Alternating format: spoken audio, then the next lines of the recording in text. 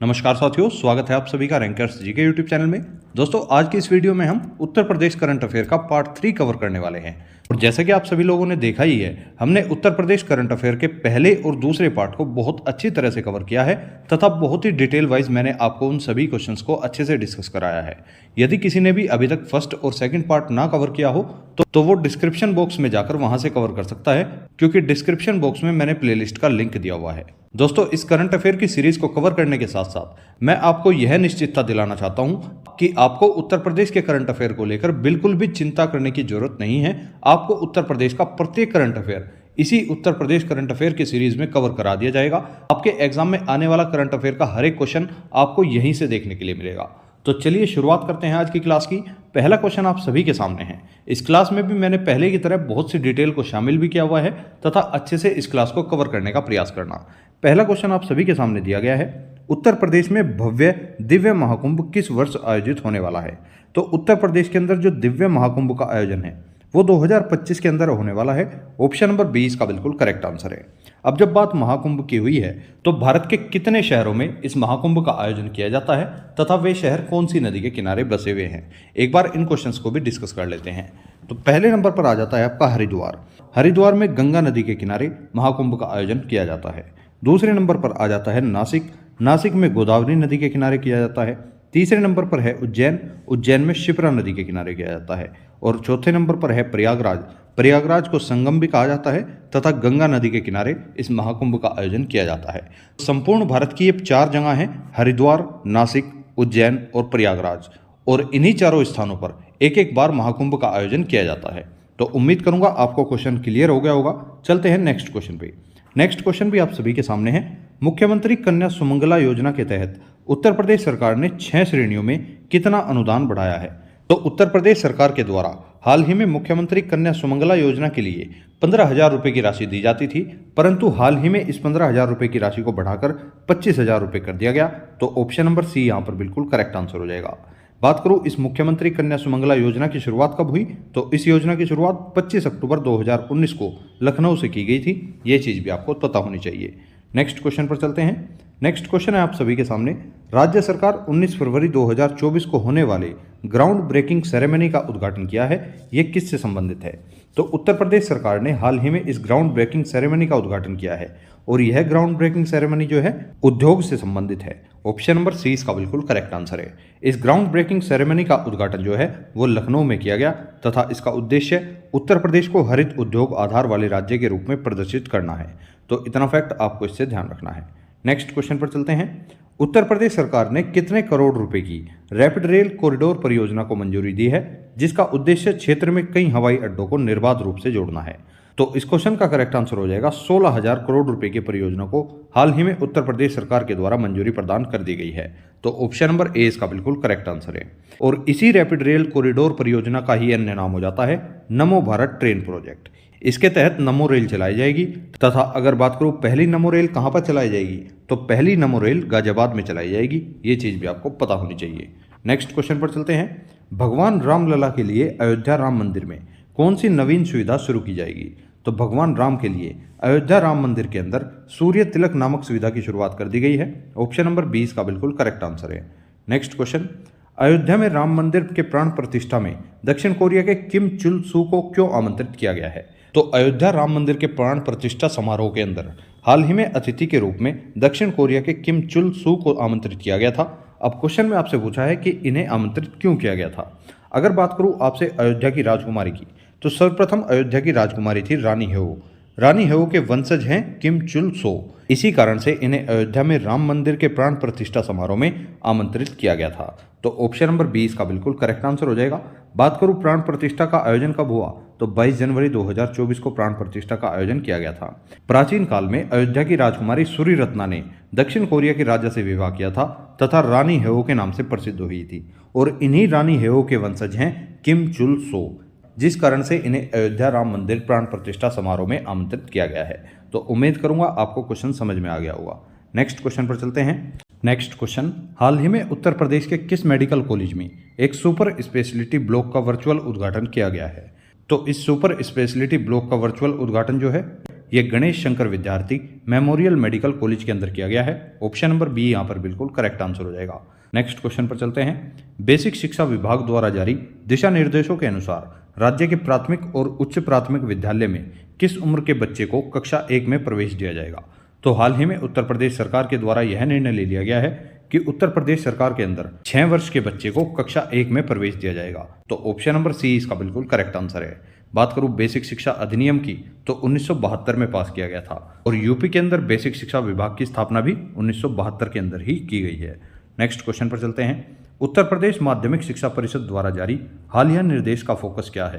तो उत्तर प्रदेश माध्यमिक शिक्षा परिषद के द्वारा जारी हालिया निर्देश का जो फोकस है वो है साइबर सुरक्षा शिक्षा का समावेश करना। ऑप्शन नंबर सी इसका बिल्कुल करेक्ट आंसर है। बात करूं माध्यमिक शिक्षा परिषद की स्थापना की तो इसकी स्थापना 1921 में की गई और यह प्रयागराज के अंदर स्थित है। ये चीज़ भी आपको पता होनी चाहिए। Next question. हाल ही में पद्म विभूषण उस्ताद रशीद खान का देहांत हो गया है। ये उत्तर प्रदेश के किस जिले से संबंधित है? तो उस्ताद रशीद खान जो हैं ये उत्तर प्रदेश के बदायूं जिले से संबंधित हैं। ऑप्शन नंबर ए इसका बिल्कुल करेक्ट आंसर है। Next question. उत्तर प्रदेश के अयोध्या में राम मंदिर उद्घाटन के दौरान चिकित्सा आपातकाल की स्थिति में एक जीवन रक्षक के रूप में किसका गठन किया गया है? तो इसका करेक्ट आंसर हो जाता है भारत हेल्थ इनिशिएटिव फॉर सहयोग हित एंड मैट्री। ऑप्शन नंबर बी इसका बिल्कुल करेक्ट आंसर है। Next question. केंद्र सरकार ने किस राज्य में उन्नत बाल चिकित्सा केंद्र स्थापित करने की घोषणा की है? तो उन्नत बाल चिकित्सा केंद्र को स्थापित करने की घोषणा हाल ही में केंद्र सरकार के द्वारा उत्तर प्रदेश राज्य के अंदर कर दी गई है। ऑप्शन नंबर ए इसका बिल्कुल करेक्ट आंसर है। यह उत्तर प्रदेश के लखनऊ में स्थापित किया गया है। यह चीज़ भी आपको पता होनी चाहिए। Next question. हाल ही में किसने अयोध्या में राम मंदिर को समर्पित स्मारक डाक टिकटों की एक श्रृंखला शुरू की है? तो अयोध्या के अंदर राम मंदिर को समर्पित होने वाले स्मारक डाक टिकटों की एक सीरीज जो है वो हाल ही में नरेंद्र मोदी जी के द्वारा शुरू की गई है। ऑप्शन नंबर 20 का बिल्कुल करेक्ट आंसर है। इस उपलक्ष्य में 6 डाक टिकट जारी किए गए हैं।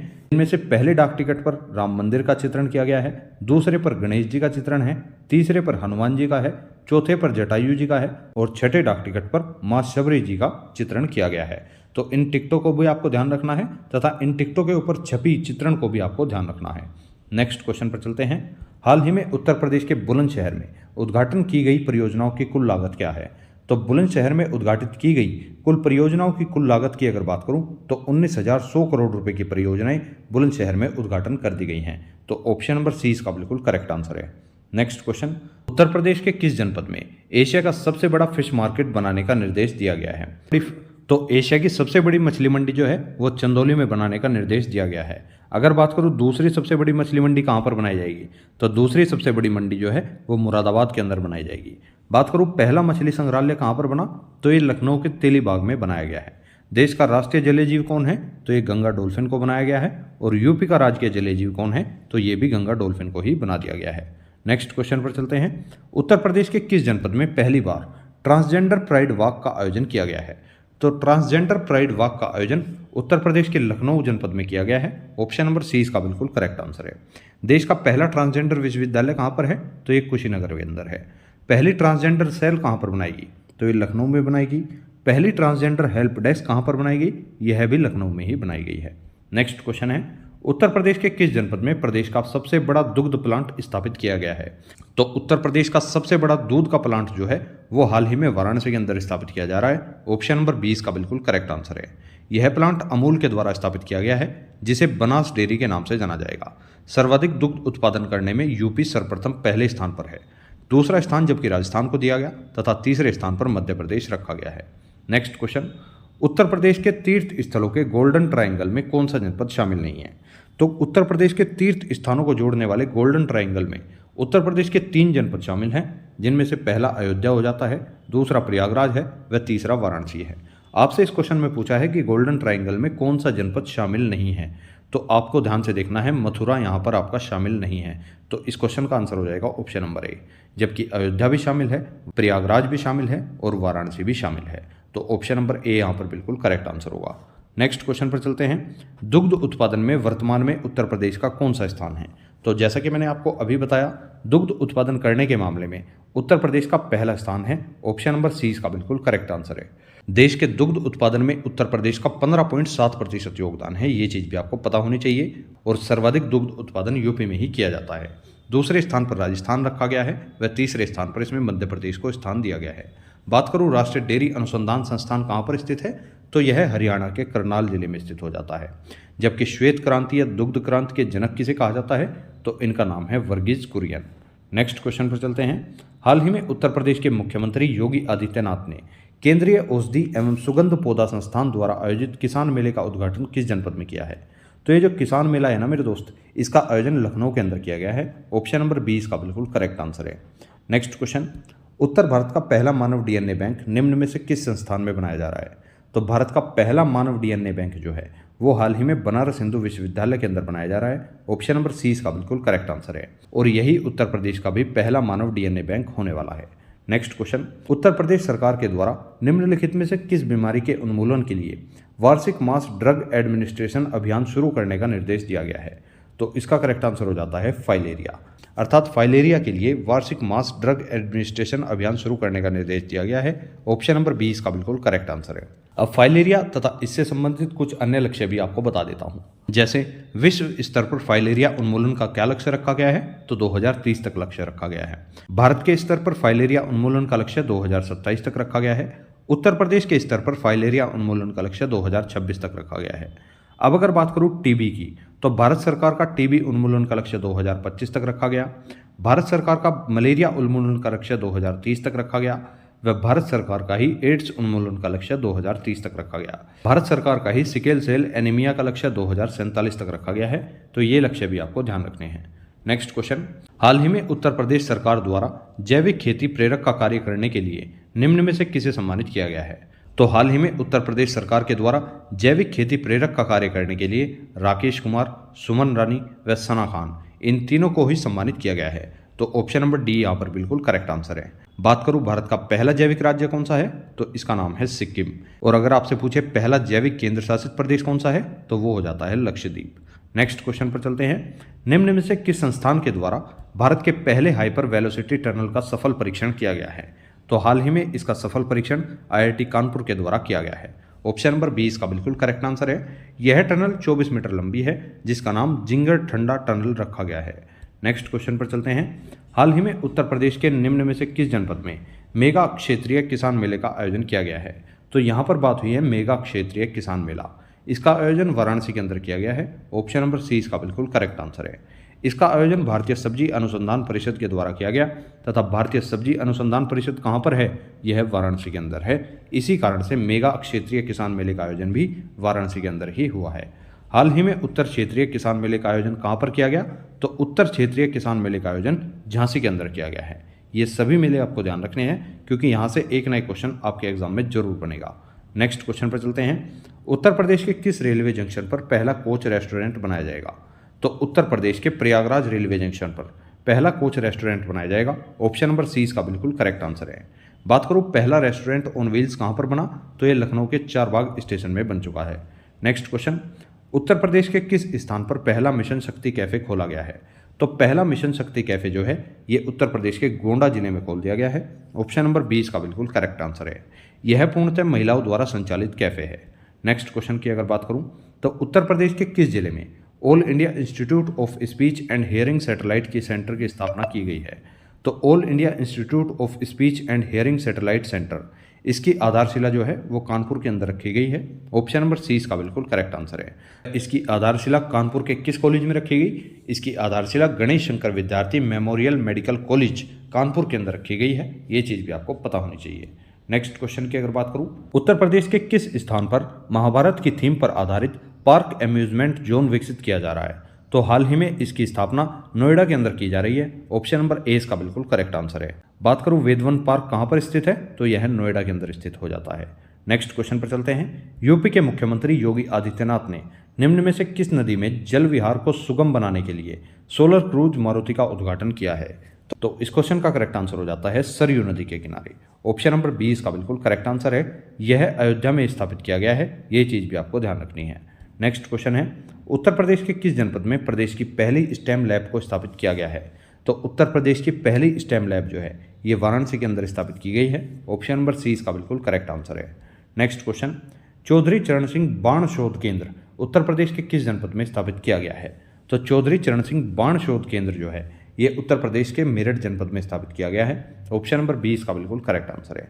बात जब मेरठ की हुई है तो यूपी का पहला खेल विश्वविद्यालय कहाँ पर है? तो यह भी मेरठ में ही है। इसका नाम क्या है? इसका नाम है मेजर ध्यानचंद खेल विश्वविद्यालय। नेक्स्ट क्वेश्चन पर चलते हैं। केंद्रीय सड़क एवं परिवहन मंत्री ने उत्तर प्रदेश के किस जनपद में धर्मपथ सड़क परियोजना का शिलान्यास किया है? तो धर्मपथ सड़क परियोजना का शिलान्यास जौनपुर जिले से कर दिया गया है। ऑप्शन नंबर ए इसका बिल्कुल करेक्ट आंसर है। और जौनपुर वही जिला है जिसे सिराज ए हिंद के नाम से भी जाना जाता है। नेक्स्ट क्वेश्चन पर चलते हैं। गंगा नदी के बाद देश की अन्य 6 नदियों को स्वच्छ व समृद्ध बनाने के लिए निम्न में से किस संस्थान के साथ केंद्र सरकार ने समझौता किया है? तो हाल ही में केंद्र सरकार ने IIT कानपुर के साथ इन नदियों को स्वच्छ बनाने के लिए समझौता कर लिया है। ऑप्शन नंबर सी इसका बिल्कुल करेक्ट आंसर है। नेक्स्ट क्वेश्चन पर चलते हैं। 6 मार्च 2024 को उत्तर प्रदेश में निम्न में से किस जनपद में मेट्रो रेल का परिचालन शुरू किया गया है? तो 6 मार्च 2024 को उत्तर प्रदेश के आगरा जनपद में मेट्रो रेल का परिचालन शुरू कर दिया गया है। ऑप्शन नंबर 20 का बिल्कुल करेक्ट आंसर है। बात जब मेट्रो की हुई है तो आपसे पूछ सकता है कि पहली मेट्रो देश के अंदर कहाँ पर चलाई गई? तो यह कोलकाता के अंदर चलाई गई थी। मेट्रो मैन ऑफ इंडिया के नाम से किसे जाना जाता है? तो ई श्रीधरन को जाना जाता है। सबसे बड़ी मेट्रो ट्रेन कौन सी है? तो DMRC अर्थात दिल्ली मेट्रो को ही सबसे बड़ी मेट्रो माना जाता है। सर्वाधिक मेट्रो वाला शहर कौन सा है? तो इसका नाम है उत्तर प्रदेश। उत्तर प्रदेश के किस किस शहर में मेट्रो चलती है? तो उत्तर प्रदेश के लखनऊ, कानपुर, आगरा, गाजियाबाद, गौतम बुद्ध नगर इन शहरों में मेट्रो चलती है। गोरखपुर व बनारस में मेट्रो चलना अभी प्रस्तावित है। आगे जाकर इन दोनों शहरों में भी मेट्रो चलेगी। नेक्स्ट क्वेश्चन पर चलते हैं। उत्तर प्रदेश के किस जनपद में बच्चों को शैक्षिक सशक्तिकरण के लिए और REC लिमिटेड में विज्ञान और शैक्षिक विकास इकाई के साथ समझौता किया है? तो हाल ही में इसका आंसर हो जाता है सिद्धार्थनगर। ऑप्शन नंबर सी इसका बिल्कुल करेक्ट आंसर है। बात करूं REC क्या है? तो REC लिमिटेड एक महारत्न कंपनी है जिसका पूरा नाम है rural electrification corporation limited. Next question पर चलते हैं। उत्तर प्रदेश के मुख्यमंत्री ने रेशम उत्पादन मेले का शुभारंभ किस जनपद में किया है? तो रेशम उत्पादन मेले का शुभारंभ जो है ये गोरखपुर जनपद में किया जा चुका है। ऑप्शन नंबर ए इसका बिल्कुल करेक्ट आंसर है। बात करूं यूपी का पहला महिला विश्वविद्यालय कहाँ पर है? तो यह गोरखपुर में ही बनेगा। यूपी का पहला आयुष विश्वविद्यालय कहाँ पर है? तो यूपी का पहला आयुष विश्वविद्यालय भी गोरखपुर में ही है। गोरखपुर किस नदी के किनारे पड़ता है? तो यह राप्ती नदी के किनारे पड़ता है। और यूपी में सर्वाधिक वर्षा वाला जिला कौन सा है? तो यह भी गोरखपुर ही है। गोरखपुर के अंदर यूपी के अंदर 184.7 सेंटीमीटर वर्षा होती है, जबकि सबसे कम वर्षा वाला प्रदेश हो जाता है मथुरा, जहां पर 54 सेंटीमीटर लगभग वर्षा दर्ज की गई है। तो इतना फैक्ट आपको इससे ध्यान रखना है। नेक्स्ट क्वेश्चन पर चलते हैं। उत्तर प्रदेश हरित हाइड्रोजन नीति 2024 द्वारा किस वर्ष तक 1 मिलियन मीट्रिक टन हरित हाइड्रोजन उत्पादन का लक्ष्य रखा गया है? तो यह लक्ष्य 2028 तक रख दिया गया है। ऑप्शन नंबर डी इसका बिल्कुल करेक्ट आंसर है। यूपी सरकार का $1 ट्रिलियन GDP बनाने का लक्ष्य 2027 तक रखा गया है। मथुरा के जीरो कार्बन उत्सर्जन का लक्ष्य 2041 तक रखा गया है। यूपी के सभी सरकारी विभागों में 100% इलेक्ट्रिक वाहन चलाने का लक्ष्य 2030 तक रखा गया है। और यूपी का नया विधान भवन बनाने का लक्ष्य 2027 तक रखा गया है, जबकि 15% वन क्षेत्र करने का लक्ष्य 2030 तक रखा गया है। तो इन लक्ष्यों को भी आपको अपनी कॉपी में साथ के साथ नोट करके चलना है, क्योंकि इन लक्ष्यों में से भी एक ना एक क्वेश्चन आपके एग्जाम में 100% आपको देखने के लिए मिलने वाला है। दोस्तों, आपको क्लास कैसी लग रही है आपको कमेंट बॉक्स में जरूर बताना है। और अगर आपको ये क्लास हल्की सी भी पसंद आए ना मेरे दोस्त, इस क्लास को लाइक करके जरूर जाना और अपने अन्य दोस्तों तक एक बार शेयर करके जरूर जाना। चलते हैं नेक्स्ट क्वेश्चन पे। नेक्स्ट क्वेश्चन, उत्तर प्रदेश के किस जनपद में Adani total energy biomass limited द्वारा बायोगैस संयंत्र के पहले चरण को प्रारंभ किया गया है? तो इसका करेक्ट आंसर हो जाता है मथुरा के अंदर। ऑप्शन नंबर बी इसका बिल्कुल करेक्ट आंसर है। दक्षिण एशिया का सबसे बड़ा गोला बारूद निर्माण केंद्र कहाँ पर है? तो यह कानपुर के अंदर बनाया जा रहा है। इसका निर्माण अडानी के द्वारा किया जा रहा है, ये चीज़ भी आपको ध्यान रखनी है। उत्तर प्रदेश के किस जनपद में प्रदेश का पहला मिलेट सेंटर खोले जाने का निर्णय लिया गया है? तो उत्तर प्रदेश का पहला मिलेट सेंटर जो है ये आपका कानपुर के अंदर खोला जाएगा। ऑप्शन नंबर बी इसका बिल्कुल करेक्ट आंसर है। बात करूँ मिलेट सेंटर होता क्या है, तो मिलेट सेंटर को ही बाजरा केंद्र कहा जाता है। तो इस प्रकार से आप इसे समझ सकते हो कि उत्तर प्रदेश का पहला बाजरा केंद्र कहाँ पर खुलेगा, तो ये कानपुर के अंदर खुलने वाला है। वर्ष 2023 को ही मोटे अनाज या बाजरे का अंतर्राष्ट्रीय वर्ष घोषित किया गया है। मोटे अनाज को सरकार ने क्या नाम दिया है, तो इसका नाम है अन्नश्री। भारतीय बाजरा अनुसंधान संस्थान कहाँ पर है, तो यह हैदराबाद के अंदर स्थित है व इसकी स्थापना 1958 के अंदर की गई है। तो मेरे दोस्त, आज की इस क्लास को समाप्त करते हुए मैं आपसे पूछना चाहता हूँ कि आपको ये क्लास कैसी लगी है, आपने इस क्लास से कितना सीखा है, और अगर आपको ये क्लास पसंद आई हो तो आप इस क्लास को लाइक अवश्य करें तथा अपने अन्य दोस्तों तक भी शेयर जरूर करें। और इसी तरह की मोस्ट इंपोर्टेंट करंट अफेयर्स की वीडियो पाने के लिए आप रैंकर्स जीके यूट्यूब चैनल को भी सब्सक्राइब कर सकते हैं। रैंकर्स जीके यूट्यूब चैनल पर आपको राष्ट्रीय व अंतर्राष्ट्रीय करंट अफेयर के साथ साथ यूपी करंट अफेयर का भी एक बहुत अच्छा रिवीजन कराया जाता है, जहां पर आपके एग्जाम में आने वाले एक एक क्वेश्चन आपको इन्हीं सीरीज के अंदर से कवर करा दिए जाएंगे। तो मिलेंगे अब नेक्स्ट किसी वीडियो में। Thank you so much for watching this video. जय हिंद, जय भारत।